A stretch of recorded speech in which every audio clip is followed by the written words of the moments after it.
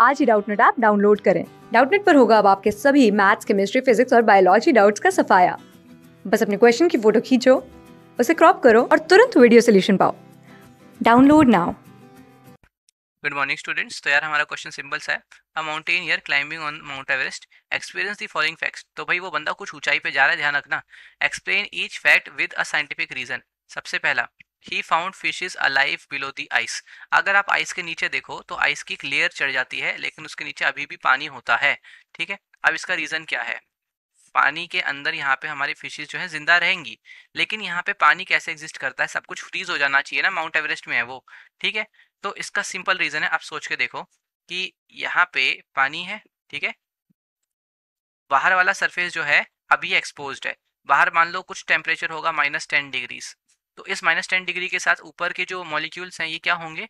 ये ऊपर के मॉलिक्यूल्स ठंडे होंगे, और जो ठंडे मॉलिक्यूल्स होंगे वो नीचे की तरफ ट्रेवल करेंगे। भारी मॉलिक्यूल्स हो जाते हैं ना ठंडे होने के बाद, वो नीचे की तरफ ट्रेवल करने लगेंगे। ठीक है, तो यहाँ से ठंडे मॉलिक्यूल्स नीचे की तरफ ट्रेवल करेंगे, ट्रेवल करेंगे, ट्रेवल करेंगे। कुछ टाइम तक ये काम होता रहेगा, जब तक पूरा का पूरा ये जो है 4 डिग्री सेल्सियस पे ना पहुंच जाए। 4 डिग्री सेल्सियस क्यों बोल रहा हूँ मैं?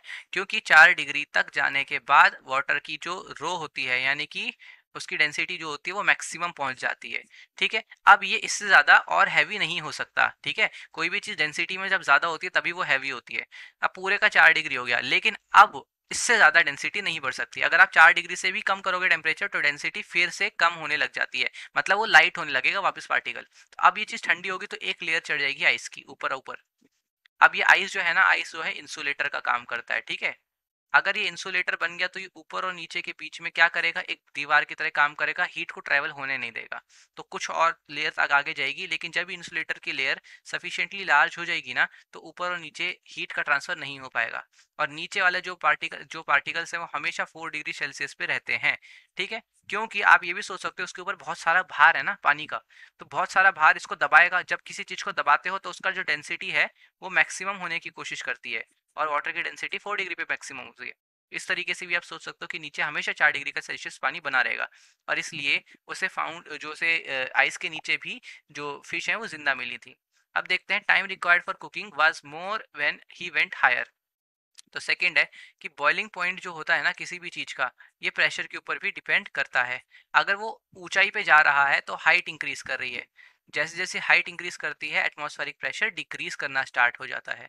ठीक है, तो बॉइलिंग पॉइंट के प्रेशर जब चेंज होता है ना, तो प्रेशर के चेंज होने से बॉइलिंग पॉइंट जो है वो भी चेंज करता है। प्रेशर अगर डिक्रीज करोगे तो बॉइलिंग पॉइंट भी डिक्रीज करेगा।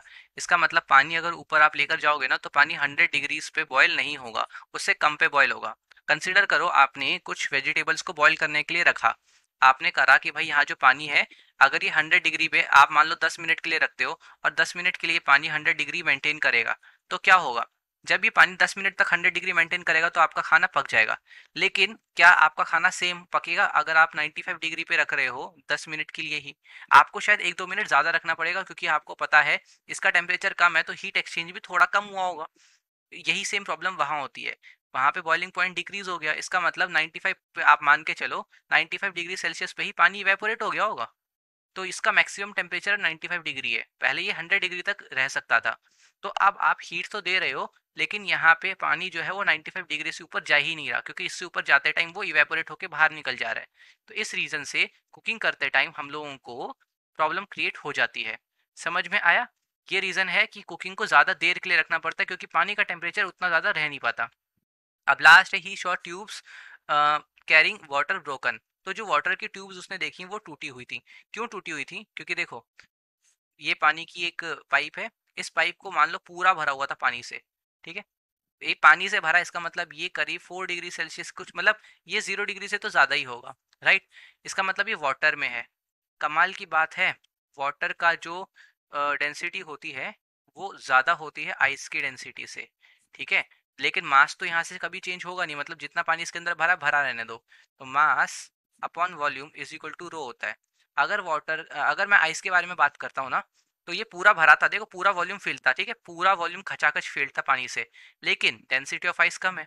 डेंसिटी को डिक्रीज करोगे, मास तो उतना ही रहने वाला है, तो वॉल्यूम इंक्रीज करेगा। तो जब ये चीज फ्रीज होने लगेगी ना, तो फ्रीज होते टाइम ये आइस जो है ये वॉल्यूम इंक्रीज करने की कोशिश करेगा। और अगर इसने वॉल्यूम बढ़ाने की कोशिश करी, लेकिन वॉल्यूम तो फिक्स था ना, वहां पे तो एक ट्यूब है, तो ट्यूब टूट जाएगी। इस रीजन से उसे वहां पे जो ट्यूब है वो टूटी हुई मिली। तो आई होप ये क्वेश्चन अब सबको क्लियर हो गया होगा। क्लास 6 से 12 से लेके नीट, IIT, जेई मेंस और एडवांस के लेवल तक 10 मिलियन से ज्यादा स्टूडेंट्स का भरोसा। आज ही डाउनलोड करें डाउटनेट ऐप या व्हाट्सएप कीजिए अपने डाउट्स 8400 400 400 पर।